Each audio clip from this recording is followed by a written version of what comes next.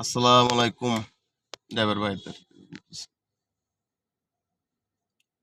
Driver ভাইরা অনেকে জানে না যে দুর্ঘটনা ঘটলে অথবা একটা ড্রাইভার যদি ক্ষতি হয়, দুর্ঘটনা ঘটলে যে সরকার থেকে সহযোগিতা করে, ওটা করে হলো বিএডটি অফিস থেকে। আপনারা বিএডটিসি যাবেন, বিএডটি অফিসে যাবেন, যোগাযোগ করবেন, ঠিক আছে, যে আমার এই দুর্ঘটনা ঘটছে, এই হইছে। আর অনেক বড় বড় দুর্ঘটনা ঘটে, ছোট হোক বড় হোক, যে যার যে পরিমাণ ক্ষতি হয় ওই পরিমাণ মার্কে আর্থিক সহযোগিতা করে।